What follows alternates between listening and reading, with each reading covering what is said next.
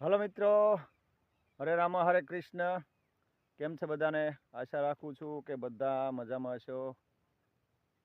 તો અત્યારે સવારમાં બધાને ગુડ મોર્નિંગ. ને અત્યારે આપણે આવી ગયા છે સવારના વાડીએ અને જુઓ કે દિવસ ઉગી રહ્યો છે અને આ છે આપણો જીરાનો પાક.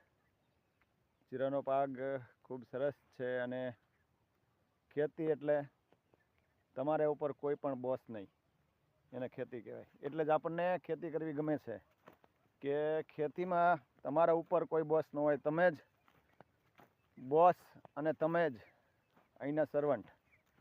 એટલે ભાઈ ખેતી કરવી ને ખૂબ મજાનો વિષય છે. આપણે ભણેલા ગણેલા છતાં પણ આપણે ખેતી કરીએ છીએ, કારણ કે આપણને કોઈ પણની ગુલામી કરવી ગમતી નથી.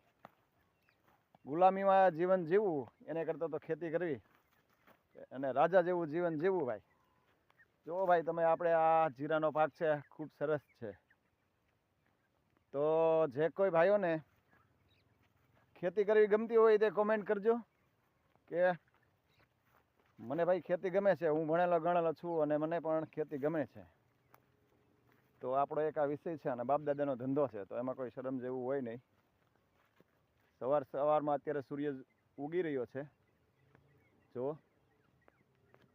તો બધા મિત્રોને જય માતાજી. તમે કોમેન્ટ કરજો કે ભાઈ કોને ખેતી કરવી ગમે છે. Thank you everybody.